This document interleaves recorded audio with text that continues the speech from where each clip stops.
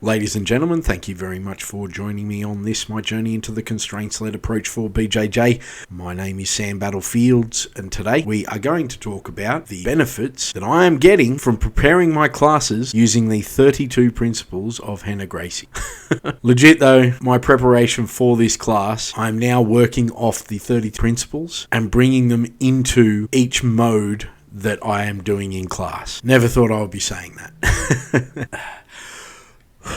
So it was another decent sized class today. We had 6 people in and started off, as always, warm up, boxing tag. And then we went into a continuation of the game we did yesterday. Yesterday it was really easy. We had that underhook, really deep underhook, and we're on our knees. And the goal was to collect their arm, got the underhook, and basically twist their torso, and once that torso is twisted, obviously it's easy to take them down. I wanted to show how easy that was, and if they were able to kind of stop it, that you could just change an angle or push or do something like that. Today I started with, yes, on the knees, but one leg up. So it was essentially how do I explain it? Like one person, both of us had knees together and our feet were standing up. So basically a post. The whole purpose behind the post was to show, once again, that once you get them off balance, use that kazushi, right? Once you do that, and if they start pushing back with their post, you just use that momentum to go a different way. Once again, it turned out to be a great fucking game. I will be building on it tomorrow. I'm looking forward to it. I think from tomorrow, I'll look to essentially start from standing. Actually, I won't start from standing. I'm going to start from almost taking them down. Yeah, that's what I'm going to do. All right. I've got to make some notes. The next game was guard. What I was looking to do with this one was use the concept of hip movement and breaking posture, but primarily hip movement. I think within all these games that I'm going to create, there's going to be like a primary principle and then a secondary principle, and you'll see why soon. In this hip movement game, close guard, neither party could use their hands on the person at all, and the goal for the person on the bottom was to get the person on top to post in any way, shape or form. Once again, I had to stipulate that just because your hands didn't hit the floor and you face planted, that is not a win.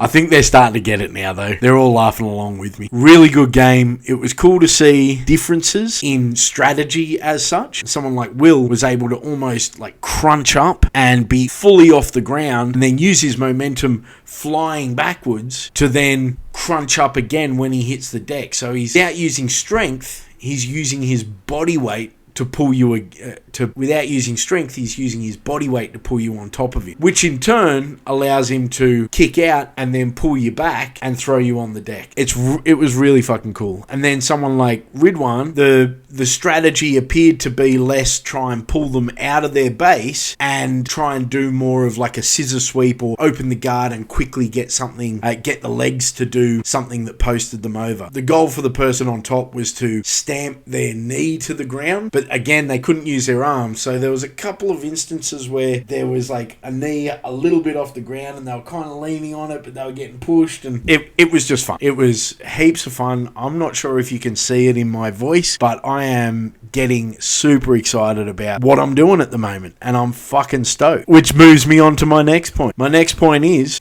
we did the same game as yesterday. I was going to add on to yesterday's game, but we had so many different people come in today that I decided that I would actually maintain the same game. Maintain the same game.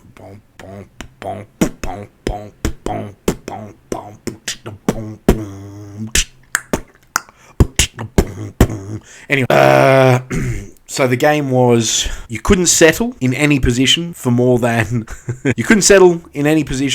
3 seconds. All of them were controlling, starting from side control, and you had to isolate an arm. And once again, the emergent behavior was what I've been trying to say for years: put more of your body against less of theirs, which out of context sounds like fucking nonsense, which is why it probably never really sunk in for me all those years ago until I discovered it through my own learnings, and now I realize why it didn't sink in the past. Because you actually have to fucking do it. That's what makes this stuff stick. And seriously, I ended up having a roll with Ridwan at the end. The way he is flowing now is fucking scary. Like, he's strong, short-limbed, flowing well, creating pressure, but more importantly, moving between attacking positions while isolating limbs. He's going to be fucking scary.